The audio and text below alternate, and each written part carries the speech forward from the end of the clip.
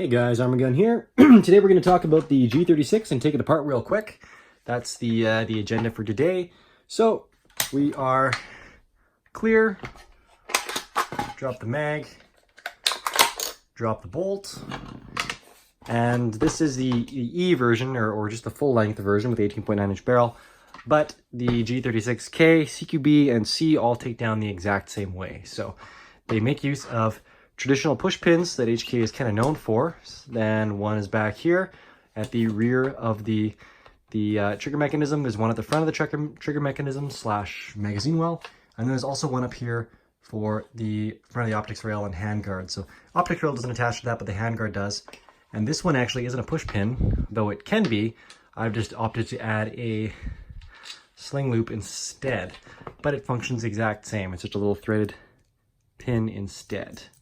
So that's a perfect little loop for your typical HK slings to connect to. So with that off, we can gently remove the handguard. Slides right off over the barrel, exposing the gas system, which is the exact same gas system that is still found today on the 416 and 417 family of rifles. So this MR223A3, which is essentially a 416A5, has the exact same gas system going on underneath there.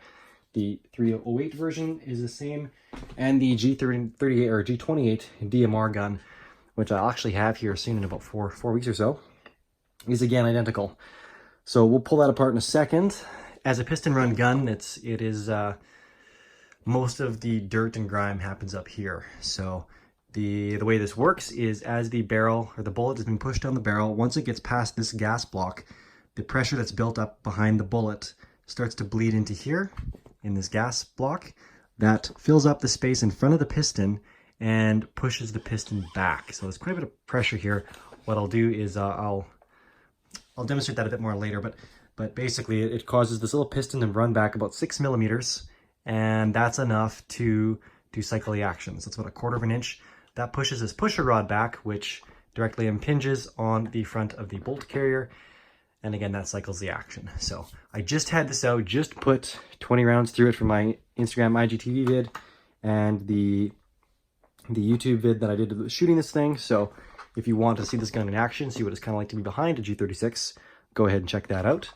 But otherwise we'll finish taking this apart here. So I'll pop this push pin. That's for the mag well. The pins can all be handily stored in the stock. There are 4 positions, even though there's only 3 push pins at most. And this, then you just kind of wiggle this out. The flapper lock release, mag release, just wiggle that out and that just detaches, and that's your mag well. And then lastly, the rear pin here pops out, and that's it for the pins. Pretty straightforward, pretty nice modular gun to work with.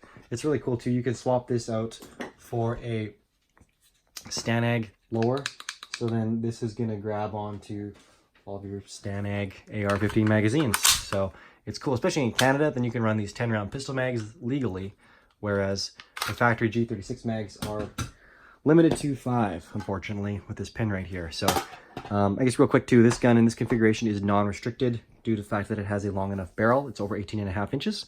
The shorter versions would be restricted, just again due to the fact that the barrels. So anyways, this is all removed here, so we can just pop our lower out. And yeah, that's pretty much it. All the trigger mechanism, everything is mostly plastic components with a few springs. I think because it's YouTube, I don't think I can talk about that too much.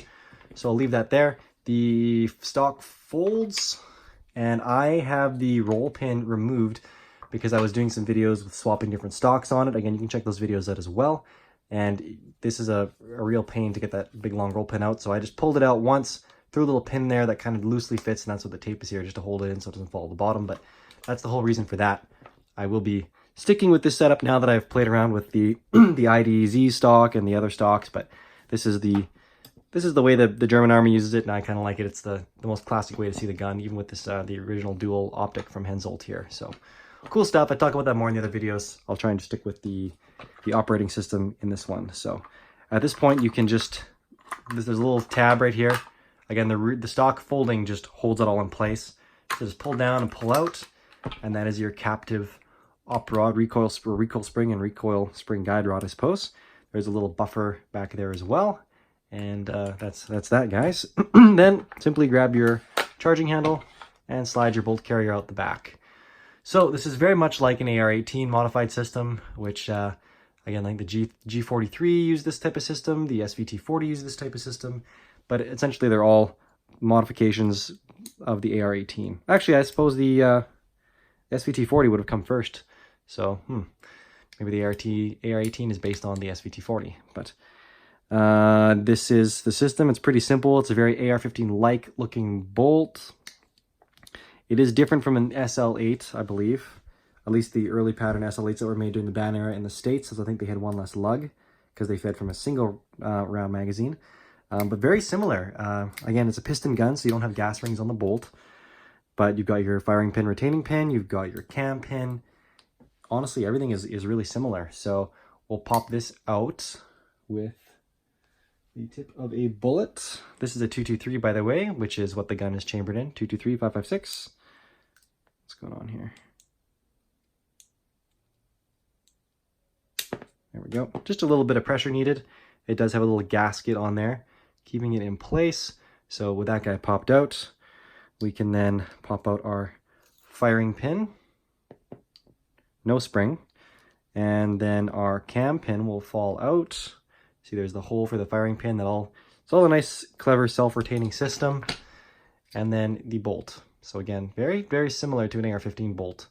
And there's your carrier. So the carrier, again, as I've mentioned before with ergonomics, you can tilt the charging handle back and push it in. That creates a forward assist, and that can be done on either side of the gun, so it is ambidextrous.